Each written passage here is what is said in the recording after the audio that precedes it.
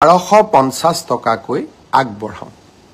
যোৱা 17 ছেপ্টেম্বৰ তাৰিখৰ পৰা আমি অৰুণোদয় তৃতীয় সংস্কৰণ আৰম্ভ কৰিব বিচাৰিছিলোঁ।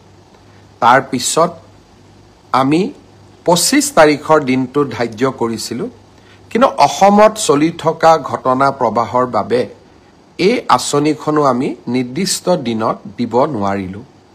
অহা 7 অক্টোবৰ তাৰিখে আমি আপোনালোকৰ হাতত অৰুণোদয় তুলি দিম আৰু আমি সকলো প্ৰচেষ্টা ইতিমধ্যে সম্পূৰ্ণ কৰিছোঁ।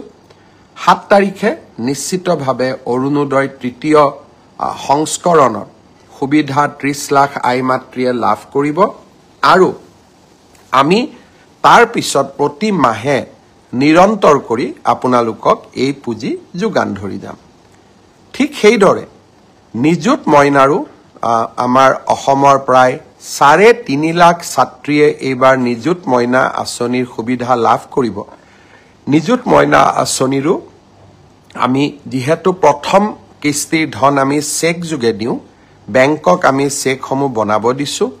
নিযুত মইনা আঁচনিৰো প্ৰথম কিস্তিৰ ধন আমি 10 পৰা 15 অক্টোবৰৰ ভিতৰত সকলোৰে হাতত তুলি দিম আৰু তাৰ পৰৱৰ্তী মাহৰ পিছত সকলোৱে বেংক যোগে নিযুত মইনা আঁচনিৰ ধন লাভ কৰি থাকিব।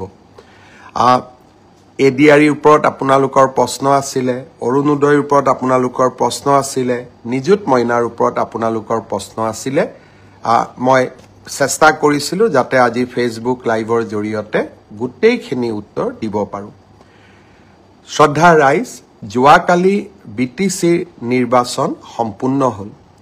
এয়া প্ৰথমবাৰৰ বাবে বড়োভূমিত নিৰ্বাচন অনুষ্ঠিত হ'ল, যি নিৰ্বাচনৰ পূৰ্বেও হিংসাত্মক ঘটনা সংঘটিত হোৱা নাছিলে, নিৰ্বাচনৰ সময়তো হিংসাত্মক ঘটনা সংঘটিত নাই হোৱা আৰু নিৰ্বাচনৰ ফলাফল দিয়াৰ পিছতো সকলো পক্ষই ক্ৰীড়া সুলভ মনোভাৱেৰে পৰীক্ষাৰ ফলাফল যেনেকৈ আমি গ্ৰহণ কৰোঁ, নিৰ্বাচনৰ ফলাফলো তেনেকৈ আমি গ্ৰহণ কৰিছোঁ।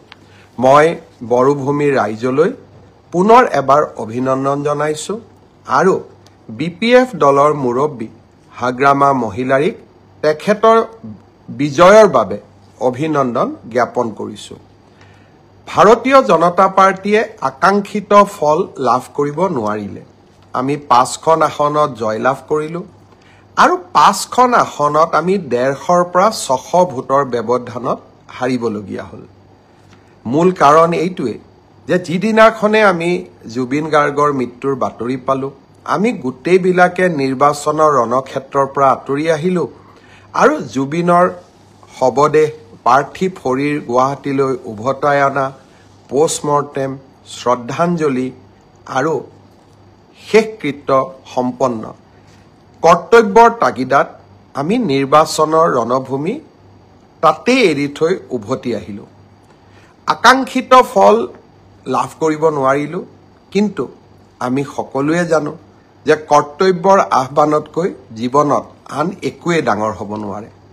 যদিও আমি কৰ্তব্যৰ আহ্বানৰ বাবে কেইটামান চিট হেৰুৱাবলগীয়া হ'ল, আমাৰ এই সামান্য ত্যাগে জুবিনৰ শেষ যাত্ৰাক অধিক মহিমাময় কৰি তুলিছিলে।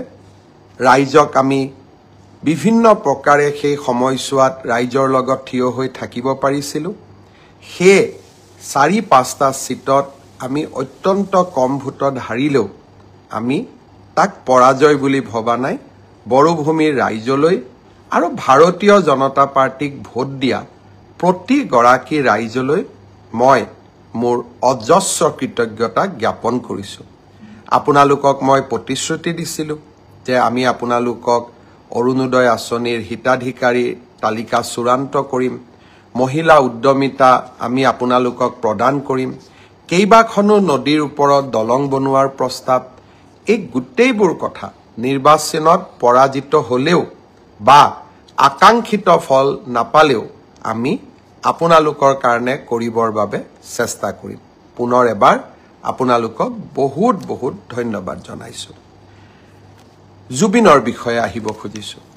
বহু সময়ত ব্যক্তিগত কথা কোৱা উচিত নহয় আৰু ব্যক্তিগত কথা কোৱাৰ পৰিৱেশো নাথাকে যোৱা 6টামান বছৰ আগতে এদিন মই কৈছিলোঁ যে জুবিনৰ বিপথে পৰিচালিত কৰাত তেওঁৰ আশে-পাশে লাগি থকা মানুহখিনি জড়িত হৈ আছে 6 বছৰ আগতে মই কি কৈছিলোঁ হি এতিয়াও সংবাদ মাধ্যমত বৰ্তমান সামাজিক মাধ্যমতো তাৰ উপস্থিতি আছে সেয়েহে মোৰ গোটেই ঘটনাৰ সম্পৰ্কত মোৰ মতামত বা স্পষ্ট ভাৱ আজি নহয় 6 বছৰ আগতে মই ৰাইজৰ ওচৰত বা ৰাইজক মই জনাইছিলোঁ জুবিন আমাৰ জাতীয় সম্পদ জ্যোতিপ্ৰসাদ আগৰৱালা বিষ্ণুপ্ৰসাদ ৰাভা আৰু ভূপেন হাজৰিকাৰ সমকক্ষ বুলি জুবিন গাৰ্গক অভিহিত কৰি মই